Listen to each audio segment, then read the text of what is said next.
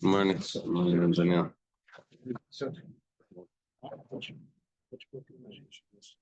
We're going to start on 13b from Montana.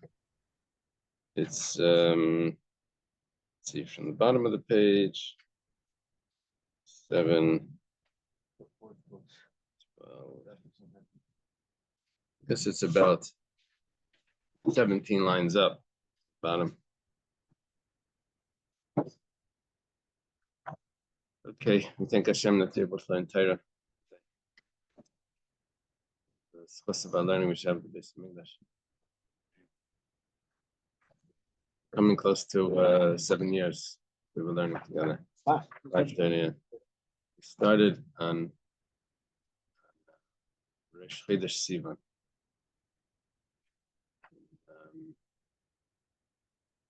7 years ago. So we're almost finished. The Shas that will finish on Simchas Torah. Oh, Shas will be finished on Simchas Torah? Not from Brachas to Nida. Oh, sorry. We started Zvachim Daf Lamed. Oh, okay. Sorry? Oh. Torah in Israel. Oh, yeah. Should we go to Israel for Simchas Torah to celebrate? So, okay, also we're learning for Shleima for my father and for Naftali ben Menuch Bela. Okay, so the Gemara starts like this: Man Tana Lahad Tana Rabbanan. That means, who's the author of the following brisa? Tana Rabbanan is a brisa, an important brisa. Now we have, I guess, the options that we're offering here is it's either Rabbi Yehuda or it's Reb Shimon, and the reason why that's what's going on. And how did we get into this? Because Rabbi Yehuda was of the opinion that the Koyanim get an atonement together with the Israelites when the goat of Azazel is pushed off the cliff. For all other sins, not for the sins of impurity of the temple.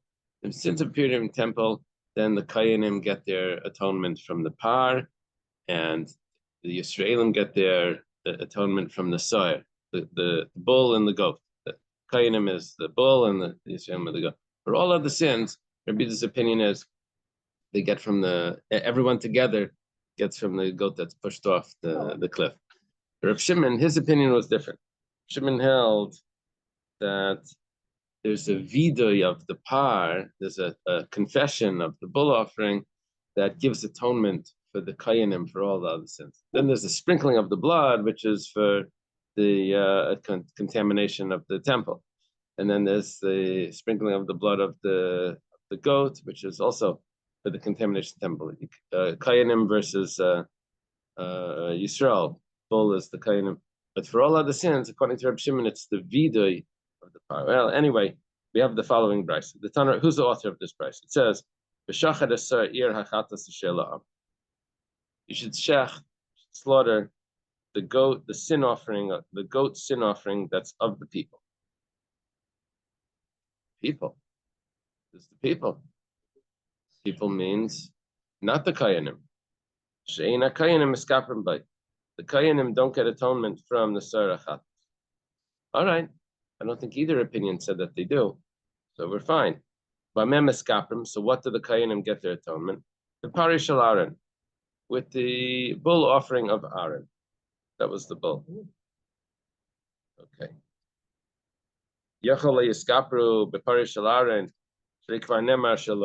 Maybe they shouldn't get atonement from the bull offering that Aaron brought because it says Ashaloi, that is his. And that could be very specific. It's his offering. It's not for the entire tribe. It's not for all the Kayanim. It says Miata Inlam Kapara. They're not going to have any atonement. He took them away from the goat because he said Asher La'am. He take them away from the Kayin Gadlus because it says Asher Lai. Where's their atonement going to come from? It says, it says that there'll be an atonement. Ala Kayanim. There must be an atonement. Matzinalam Kapara. We know that there is an atonement, but where do they get the atonement from? Well,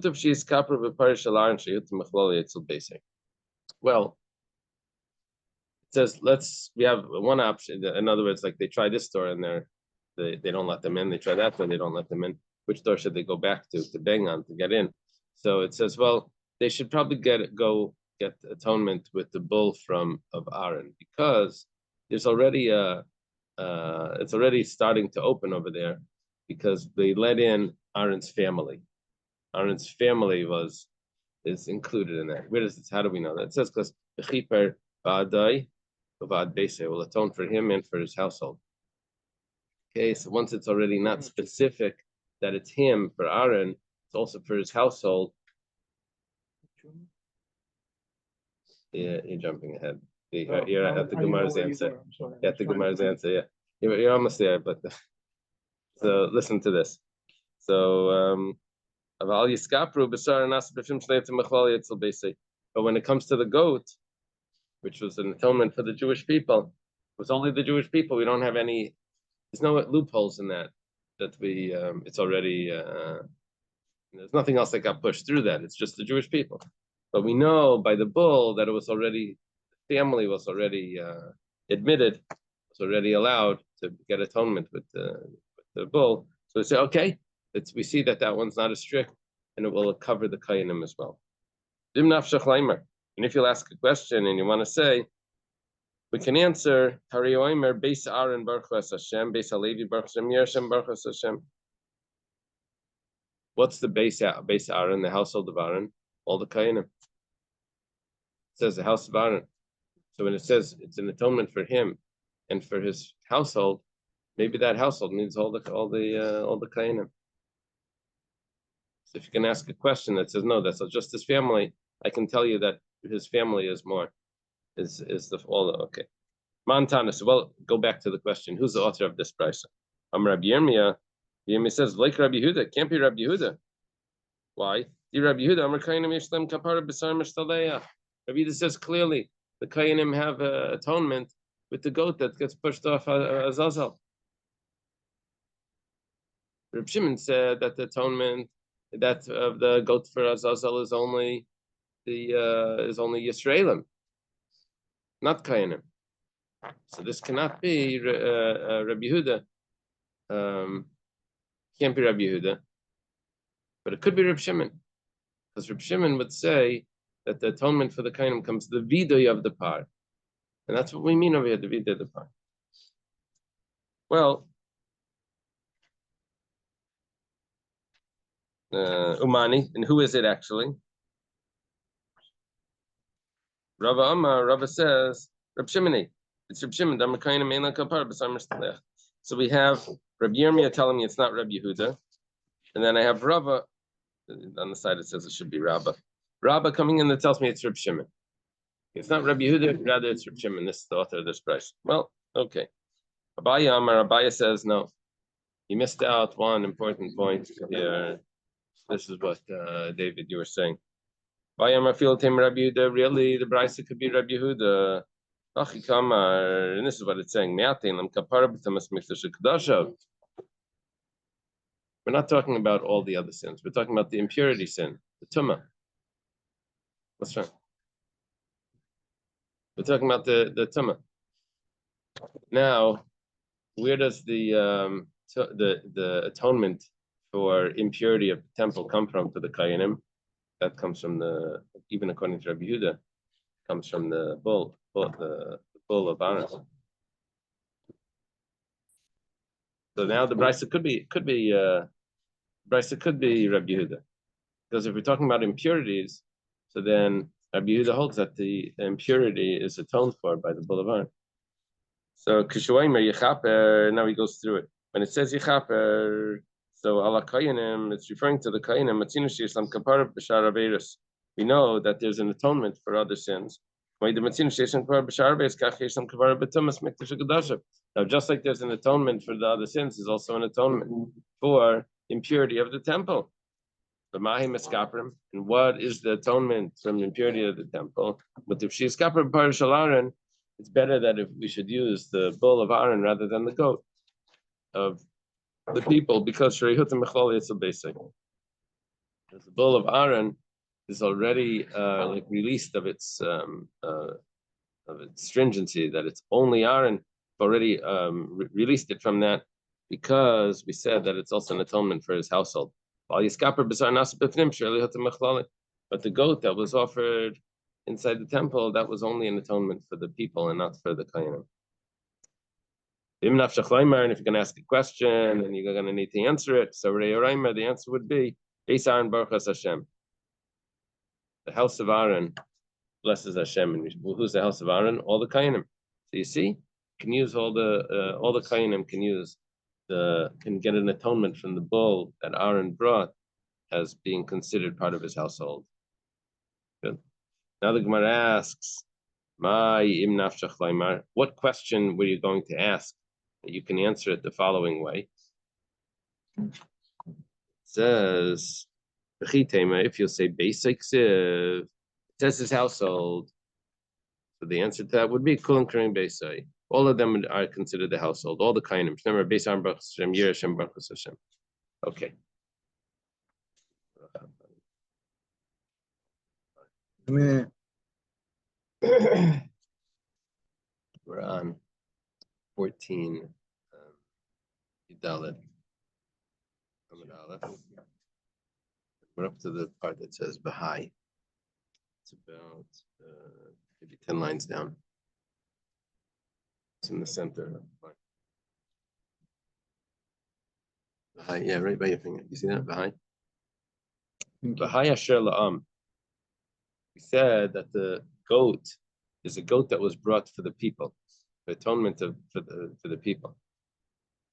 Specifically for Tumas Mikdash, if the impurities in the holies. So that's going to be an atonement for that. We say, you're trying to tell me that when it says Asher La'am, it's coming to exclude Kayanim.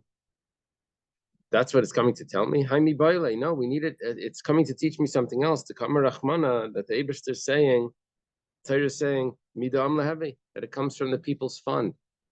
It's funded by the people. It's not bought by Aaron himself as the bull offering was. The bull was brought from his own money. He's representing them. No, this was an atonement for himself because it's not representing that's why the bull was offering. But the goat was brought from the people because it's a people offering. So the funder of it is one that's going to get the atonement. So we're saying over here, Asher La'am means that it belongs to the people, it's funded by the people, not that it's coming to exclude the Kayanim from getting atonement. Gemara says, that halacha, that it's funded by the people, is Ume'es Adas B'nei Yisrael Nafka. And from, it says Me'es, and from the congregation of the Jewish people, that's where we learn that out from. So now you want to say, okay, finish. Now we go back to the bull of Aaron. We say Asher Loi, that is his. That was our whole concern because it says his. It doesn't say it's for the whole Kayanim. That's his. You want to tell me that it's his only and not for the Kayanim? It's coming to teach me something else. Like at the Tanya, it comes from his own money. Do we have anything that the president needs to buy on his own? Can't use public funds. Is there such a thing? Toothbrush. Air Force One. Air Force One. Really? No. He just got as a gift from Qatar, $400 million. It's true. Oh, so is that his or is that? That's exactly the opposite. It's like taking the biggest bribe ever. Does he? It sounds like the Trojan horse. I don't think he could. I wouldn't take a gift like that. I don't know what it's gonna like pop out. No, it's for. He said for defense. No, but here we're talking. Yeah. That's what he said. It's the planes for the defense. So he's claiming that it's not a personal gift. They should rename him the loophole man. So okay. So the bull offering has to bring from his own funds and not from the community funds. Maybe he shouldn't bring it from the community. But maybe he could bring it from his family fund. Doesn't have to be his own, but in his wife's name. They just have their own money. They're allowed to do that? No, what we're asking now is that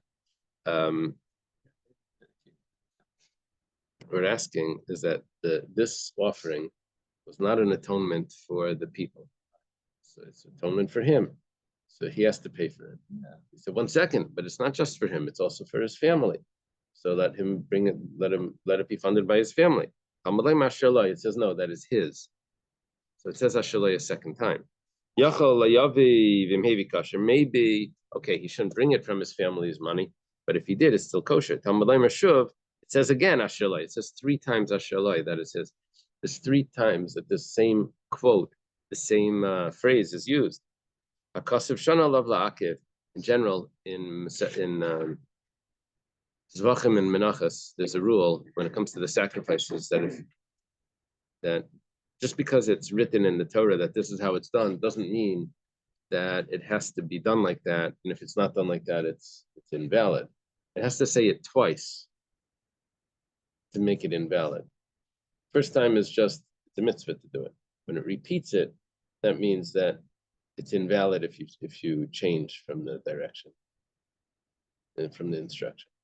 So here it's repeated Ashalai to tell me that even if it's brought from the family's fund, so then it's going to be invalid. It has to specifically be like traced, like where the money's coming from, like But this is it 3 times. It says 2 times. One is to tell me that it's not from the people. One is to tell me that it's not from the family. And to tell me that if it is brought from the family, then it's invalid. Okay. Tana. So now we got to go back to the question. The question was, Ashalai is coming to tell me that it's only an atonement for him, and it's not for anyone else, not for the other kind. That Ashalai is coming to teach me who funds it, who pays for this. The Tana Hakika Kashlei. The Tana had the following question: what's the difference that by the people, that they're not atoned, like a chasir be'mamayna, because they're not losing money. The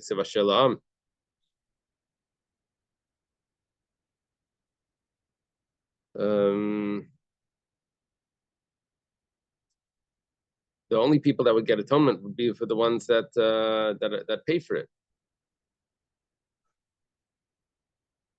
The Aaronami. So when it comes to Aaron, also like chasir be'mamayna, the Kayanim aren't paying for it, so therefore it shouldn't be an atonement for them.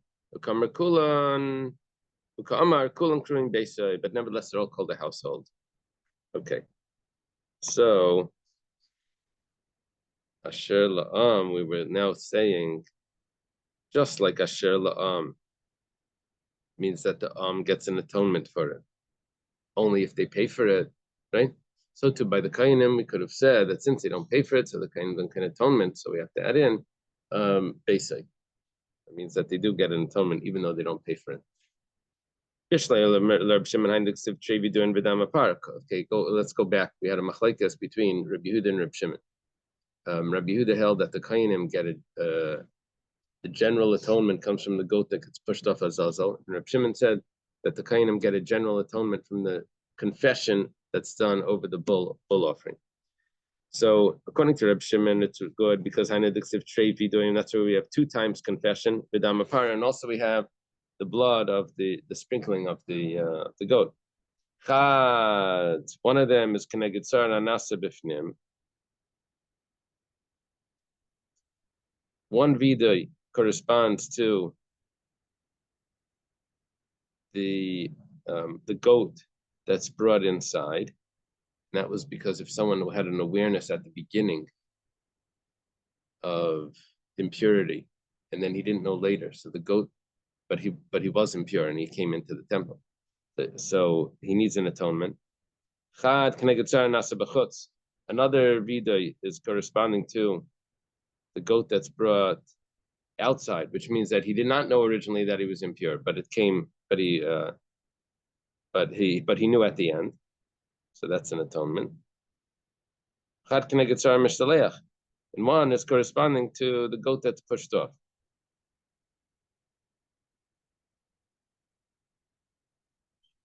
Just why did we say damapar?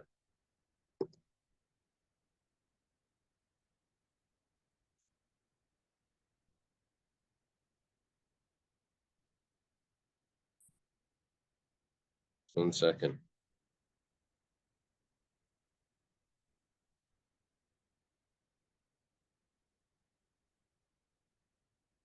Oh, so that's what it means. What we're doing here, what we're doing now is we're doing this like parallel. What would have been for the Yisrael, which is a soer hanasa bifnim, the soer hanasa bachutz, and the soer mishtaleach, right? The two goats. One that was the regular goat of the Musaf offering. One was the special goat that was together with the goat that was pushed off. So we have two goats that are brought, not the one that's pushed. One that was offered inside the temple, inside the sanctuary, and one that was offered outside on the regular offering as a regular Musaf. And then there was the goat that was pushed off. That's an atonement for the Jewish people.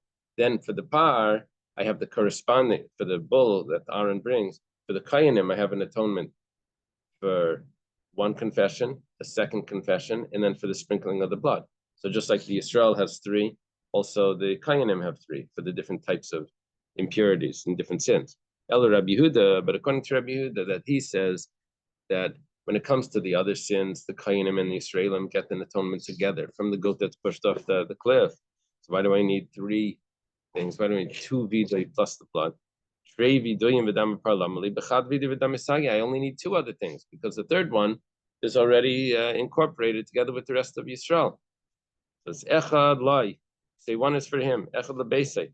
One is for his household. Why can't he just do all of them together? Give one atonement for his household, which includes him. That's Kedtana Bei Rabbi Shmuel. It was taught in the yeshiva of Rabbi Shmuel. This is the way that judgment works. Better if someone that's innocent comes in and asks for atonement for the one that's guilty. The guilty person shouldn't come in and ask for atonement for someone else that's guilty. So, which means that first he has to get an atonement for himself. Says Hashem, forgive me. Says, am I clean? Yeah, you're clean. Okay, but now that I'm clean, now forgive the rest of the family. So that's why we have an extra vidui. Okay. Okay. Originally, when the Gemara started the Maseches Shavuos, it says that first we're going to discuss Shavuos, then we're going to we mention the Tumah, impurity, and after we finish Tumah, we're going to get back to Shavuos. So here is when the chapter of impurity comes, and after this it goes back. The rest of the chapters are all about Shavuos, oaths. There's one chapter here that's about the impurity. 2 out of 4, yeah. So it starts like this, the next chapter. You want to make the scene? Depending on how old you are. They make, in the school, the first time they finish a chapter, they make a scene. After that, you have to finish the whole book. Yeah. My birthday's tonight. Oh, your birthday? Yeah, Lag Baimer? Oh, that's why you're a Kabbalist. I don't know about that. Okay. So Yediyah said Tamashtayim Shein Arba. Awareness of impurity are 2 types of awareness, which are really 4. Okay, now we're going to go through them. It's going to be a little bit complex because we're actually going to get 8, or maybe more. And then we're going to have to figure out which ones are counted and which ones aren't. Nitma, if he became impure, biyada, and he knew that. B'nelma mimeno atama, and it was concealed from him that he was impure. B'zachar sakaidish, but he remembered that the food that he's eating is holy. Okay, so what's his awareness? His awareness is that he knew he knew that he was tummy, and then he forgot that he was tummy. Okay. Nela mimeno akaidish. He did not know that it was holy. That would be a second case. But he remembered that he's impure. So what did he forget here? Here he forgot the holies. before he forgot the tumas. Case 2, right? He forgot both of them. What did he do? He ate from the holies, but he didn't know. He didn't know something, right? But afterwards he realized that he ate, and he realized that he was impure. So Hareza by Levi, he has to bring this sliding scale offering, depending on his wealth, his tax bracket. That's what he's going to bring. That special offering. Nitma v'yada v'nelma mimenatuma. And what we're going to do now is we're going to say exactly the same possibilities, but instead of eating something that's holy, it's going to enter into the temple, which is holy. So he became impure, and he knew that he was impure, but it got concealed from him, the impurity. But he knew that this is the base of Mikdash. Or maybe he forgot that this is the base of Mikdash. But he remembered that he was impure. Maybe he forgot both. It was concealed from both. He went into the temple, and he doesn't know. Today, this is easy to. He said, "But didn't you realize?" He says, "No, I was on my phone." Right. So Mishiyatsa Yada, but when he left, he knew. So he there was an awareness at the end. So he has to bring this sacrifice. We add in a very interesting halacha that we learned in Sanhedrin, that you're allowed to expand the temple, but in order to do that, there's a whole process. You need the court and the king and everything. Well, now we're talking about bringing impurity into the temple. Let's say you bring it into the expanded part. It says it doesn't matter whether you bring into the original size temple or you bring into the renovated, the new part, right? The extended part. You don't add to the city or to the courtyard of the temple, only with the king, the Navi, and you also need the prophet. You also need the breastplate of the Kohen Gadol. The Sanhedrin Shel Shivim Echad, you need the 71 judges. It's a big process to expand the temple.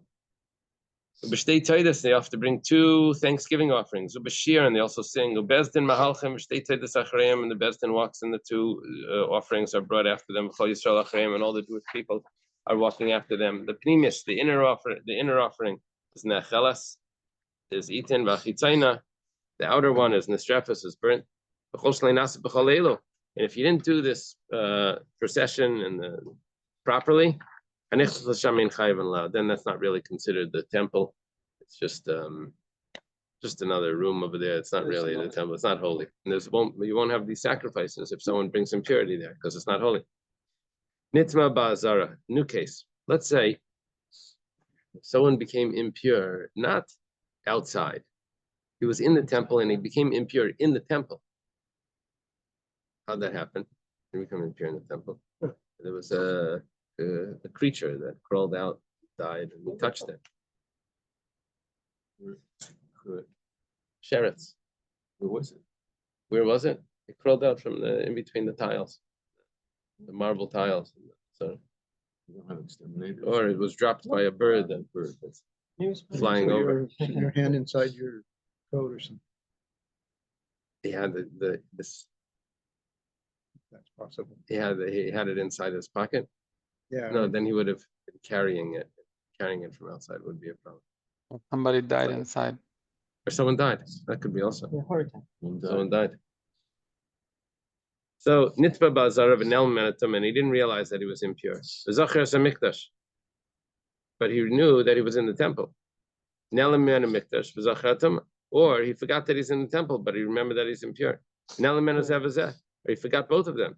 And he says, he bows down. He says, once I'm here, let me bow down. Or he waited the amount of time that it takes to bow down. In other words, you don't have to bring a sacrifice if you did everything in your power to get out of there. But if you delay, then that's considered guilt. So if he bows down while he's impure, you're supposed to just exit. Go to your nearest exit. So that, and he didn't do that. He said, 1 second, let me just bow down.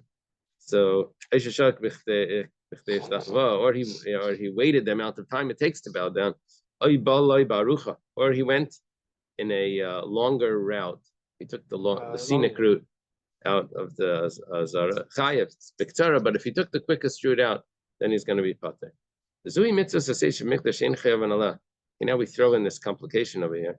This is the pasuk says v'yishalchu min hamachni. You should send out of the camp anyone that's tamei. Should send out. Okay, so he has to be sent out. It's a positive mitzvah. Send him out, right? Send him. Now, if the Sanhedrin makes a ruling on this, and they make a mistake in the ruling, so usually they have to bring a sacrifice. If the Sanhedrin makes a ruling, when they make a mistake, if people follow it, well, if the Sanhedrin makes a ruling about this case, that the Bezdin won't have to bring the sacrifice that they normally have to bring when they make a mistake. What would be a mistake about it regarding Anida? It's like these random things that are flying in here. If there's a positive command, if they make a mistake about Anida, that the Bezdin will have to bring a sacrifice over because they ruled erroneously. Let's say someone is having relations with his wife that's pure. She went to the mikveh, everything's fine. But while he's in the middle of having relations, she says to him, Nitmesi, I feel that I just became tamei. She was able to sense that she was feeling the blood of Nida.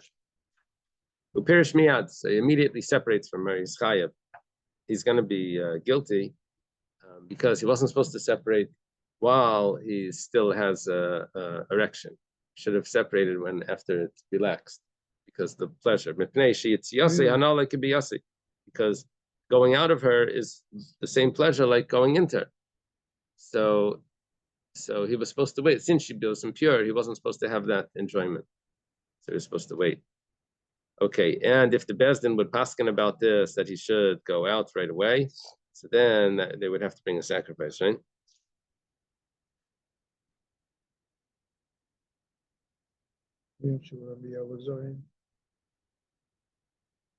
Okay, now Rabbi Eliezer says, I heard him. Asheretz. Don't you have to see the blood to become impure? You don't have to actually see it. It's targish. He has to feel it. Yeah. Targish b'besara.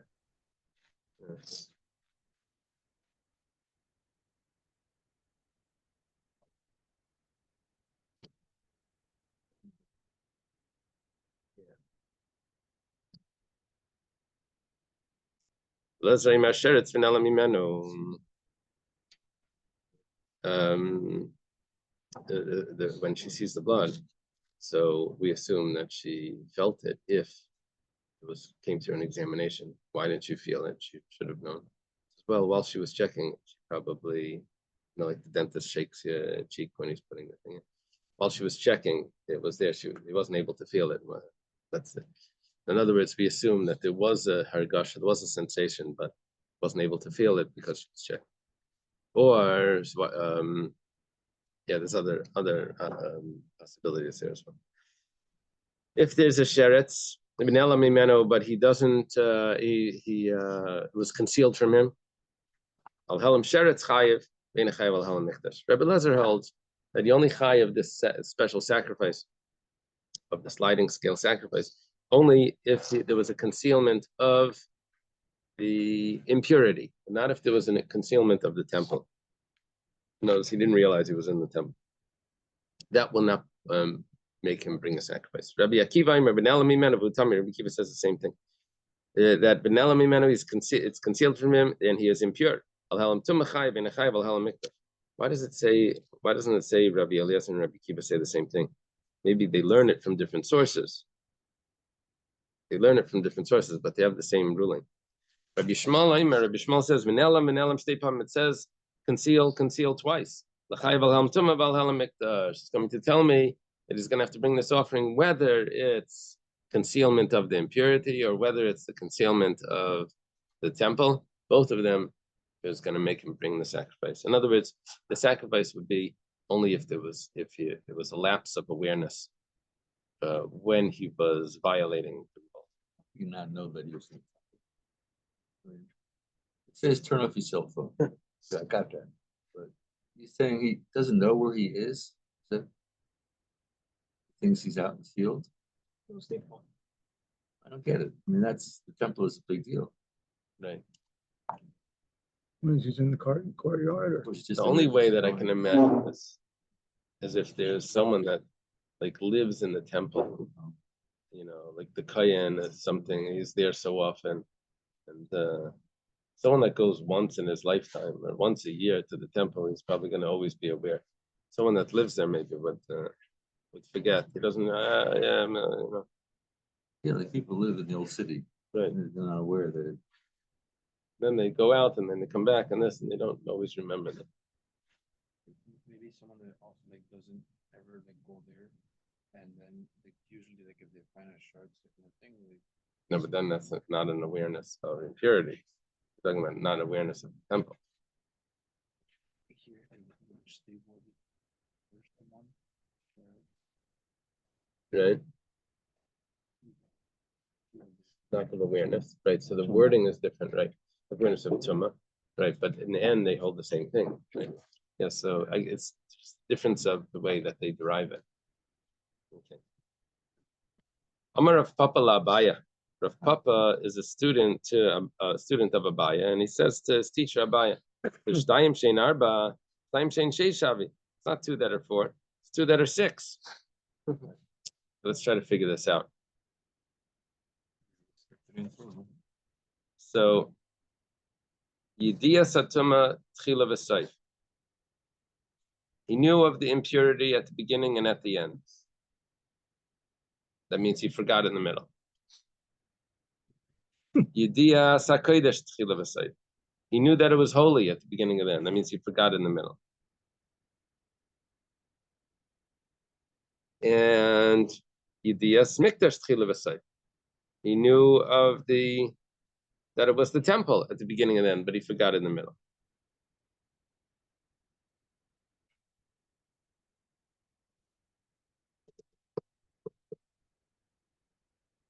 So those three options are really six. There's an awareness in the beginning and an awareness at the end.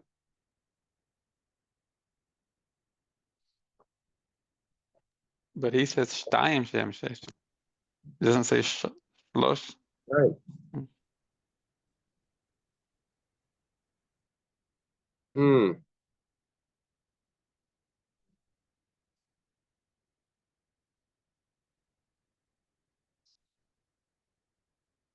Yes, because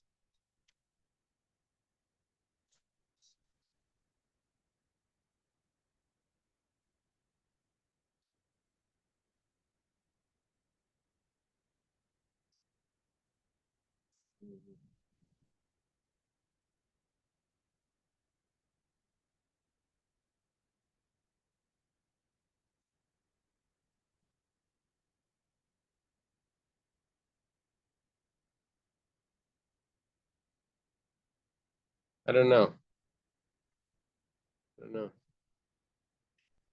Okay, well, whatever the case is, there's six at the end, right?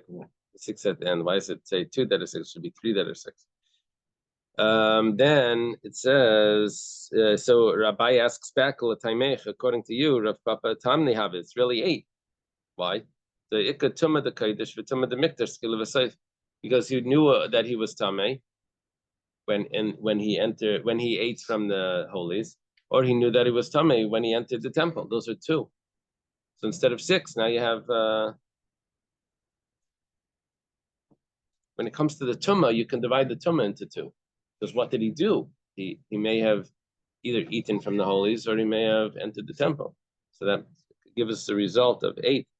Well, Gemara says, no, but that's just an awareness of tumah. We're not talking about what he did. He knew that he was tameh. He knew that he touched the sheretz, right? And then what he did, that's a different story. But what he forgot was that he was impure. So we're down to 6. So he says, okay, but it's still 6. Amar Rav Papa. Oh, interesting. Rav Papa is the one that's going to respond to this. I thought it would be Abaya. It says, Liyolam Tamne Havi. Really, there are 8. Abba Kamaisi, the first 4, Lemaisi Leila de Karban, that don't bring him to bringing a sacrifice like Chachashiv. It's not counting the first 4. We're only counting the last 4. What are the last 4? When he finds out at the end that he was tamei. Now there's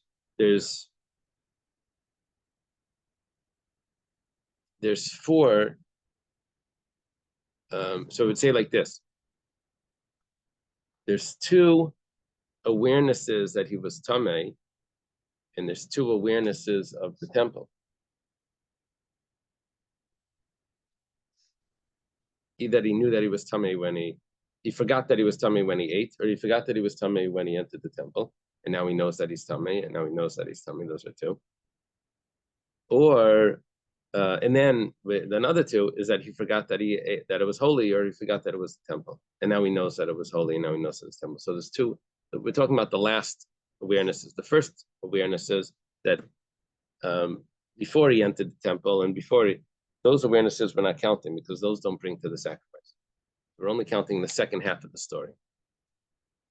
Ikadamri, that those that say, Amar Rav Papa says, Le'olam Tamni have really there's 8. We're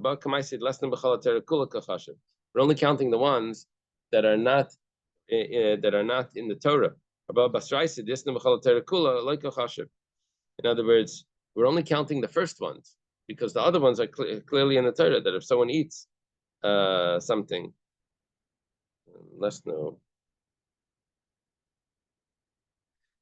In other words, whenever someone finds out later that he did a sin, he always has to bring a sacrifice. So that's not what we're discussing here. We're talking about over here where someone had to have an awareness before the sin happened, which is the chiddush. He had to have an awareness that he was tamei, intentional. but then he forgot at the moment of the sin, so it becomes unintentional. But this chiddush of having to know about it beforehand, that's the chiddush that's what we're going to talk about here.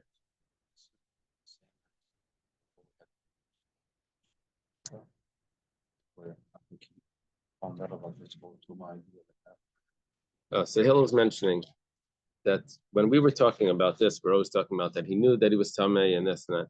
But the truth is that the Gemara before said that it's not necessary to say that he knew that he was tamei. All we really have to say is that he knew that there were halachas of tama because he went to yeshiva. We had a Gemara before, like that he learned those halachas in yeshiva. So you could really learn this 2 ways. Taisus mentions that on the bottom. He says Rashi's not going that way, but really, according to the Gemara, you can learn it that way as well. Let's leave it over here by Boy Rav Papa. Right? Boy Rav Papa. Yeah. 3 lines, 3 lines from the wide lines.